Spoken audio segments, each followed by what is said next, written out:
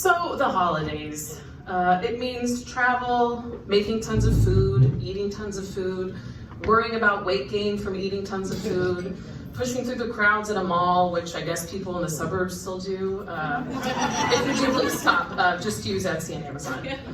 There's the sun setting at 2 p.m., finding the perfect gift for your parents, which for me means the more money I spend, the less they care. And finally, the worst part of Christmas, and my biggest fear, possibly getting trampled and killed while trying to casually walk through Christkindl Market. I hate it. But none of this matters because it's Christmas. It's the most wonderful time of the year. And despite all of these horrible things associated with the holiday season, I cannot get enough of it. Now, I'm not some crazy Christmas fanatic that owns a bunch of ugly sweaters or a separate set of Christmas china and glasses.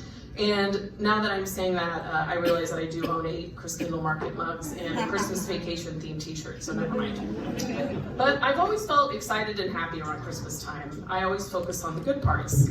The food, decorations, eating, holiday movies, eating, Hallmark holiday movies, cookies, the CTA holiday train, and having several days off of work.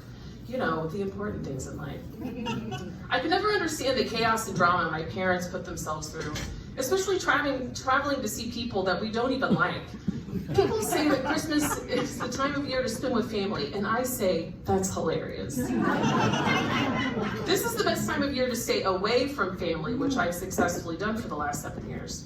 Christmas should be about taking time to relax and be with the people you want to be with. Not stress and material things like gifts. I'm just kidding. I would have murdered someone for a pair of black Doc Martens in 1993. Murder. My Christmas obsession started when I was about 4 or 5, as usual. I wrote letters to Santa. My mom and I would drop them off in the mailbox near our apartment. And when I dropped it in, I literally thought, this is true because mailboxes are bolted to the ground, that the mail went through, like underground, through a bunch of tubes directly to its destination. So I thought my letter went directly to Santa Claus himself. I know, it's pretty adorable. So the holidays were always a bit different every year as I had several locations. Thanks, divorce. But some things are always the same. Wherever I was, I watched Home Alone, A Christmas Story, Christmas Vacation, Santa ate my cookies, and my presents arrived on time. And thinking about this as an adult, I can't imagine how hard it must have been to constantly check my state of sleep and be as quiet as humanly possible while placing my box of Gap sweaters and pink caboodle under the tree. You guys know what caboodles are. So I'd like to tell you about my Christmases growing up and how, despite them, I still love the holidays. There was home in Dallas with my dad and stepmom, which could be surprisingly enjoyable. And I say surprisingly because my former stepmom was the devil. My dad and I had a tradition of finding a tree, which I got to pick. He would load it onto his Jeep Cherokee in shorts, as usual. I mean, it's Texas, so winter's like 45 degrees. We brought it home, and the 3 of us would decorate the tree while listening to Christmas music from the Carpenters, Andy Williams, Bing Crosby, and of course, none other than Amy Grant. We also made sure to put lights on the house every year. And just to show you how intense I was about Christmas, one year, for some reason, our house was decorated in blue lights, like just blue lights. I was so devastated and confused because we're not Jewish, we're Catholic, or at least we pretend to be. And even as a middle schooler, I knew it looked ridiculous. I mean, I'm still clearly upset about this and very just disappointed in my dad. But another tradition we had was going to see A Christmas Carol at the Dallas Theater Center. Just my dad and I would get chills during Jacob Marley's entrance. He was flown in over the audience, covered in this white powder and huge chains. It was this incredibly powerful moment, and probably when I realized that I wanted to be a performer.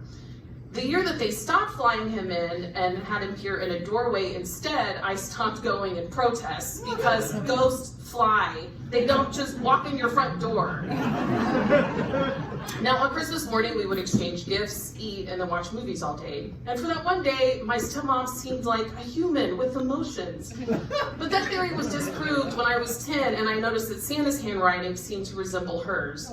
She confirmed my worst fear, and then she made fun of me for it. Oh yeah, she was a real bitch. And I think I knew the truth, but I just wasn't ready to accept it. And I think Santa could be real. I've seen him on the holiday train, and I don't know if you guys have heard of Google Santa Tracker. You literally go there and you can track Santa as he drops gifts off. And there's a tally at the top, and it shows you how many gifts he's dropped off and where he is. So I don't know, just check it out. That's all I'm saying. Location 2, still Dallas, but at my grandparents'.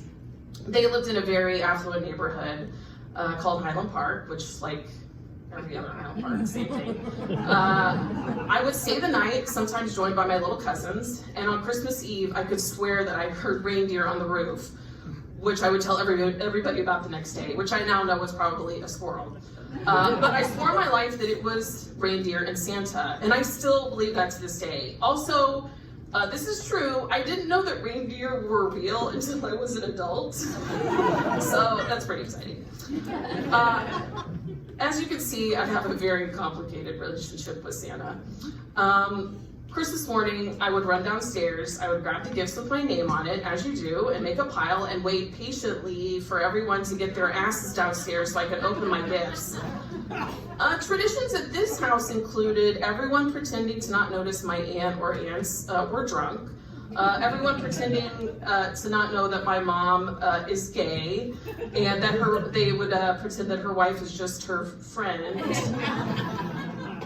My grandfather would read a quote before dinner that he pretended he made up himself, but was actually reading a prayer that he found online. And then lastly, everyone greedily wondering where their annual check was. So my grandparents gave everybody a check, hiding it in a gift. And one year my cousin jokingly said she got more than the other grandchildren usually get. And a bunch of people got really upset, and she said she was just kidding. And that's when I realized what truly terrible people we were. I would end the evening by finding an empty room with a TV and watching movies for the rest of the night by myself, while everyone else sat around and talked about how I was a weird kid because I liked to go watch TV by myself. Additional locations were Austin with my mom, which was a very carefree trip, and any opportunity to hang with her and not my stepmother, I welcomed with open arms. Other holidays were spent with family in Tulsa or Galveston. Those involved me faking excitement over really ugly clothes, and a lot of women yelling at each other. One year in Galveston, I realized why my stepmom was such a bitch, and it was because I spent time with her mom, who was also a bitch. Galveston was removed from that list of locations in 1995 when my dad and stepmom divorced. Best day of my life, you guys, and then my wedding date. And Tulsa was removed from that list in 2012 after I attended the worst and final Christmas Mass of my life. The priest was at least 90 years old. His sermon made no sense. The choir was off key. Everyone in my family yelled at my wheelchair-bound aunt to be quiet. And my dad was mad at me because I was wearing jeans. And so now I get to enjoy my Christmas season in Chicago with the first snowfall, seeing Santa on the holiday train, seeing the holly wrapped around the old school lamppost downtown, the red and green lights on Merchandise Mart and the Sears Tower and the Hancock Tower. And it's always like we're all in a good mood, you know, before we all want to murder each other and probably, you know, are going to die in the cold walking to the metro. But everything changed 7 years ago when I started dating my now husband and was invited to spend Christmas with his family in Michigan. Although I probably invited myself. I've spent every holiday since with them. The only part about that is we have to drive through Indiana. Sorry, Indianans. But it's totally worth it. I get to hang for 3 days with my in-laws who like to eat and watch TV all Christmas Day. People after my own heart. And it really is the most wonderful time of the year. And as Bart Simpson once said, aren't we forgetting the true meaning of Christmas? You know, the birth of Santa. Thank you.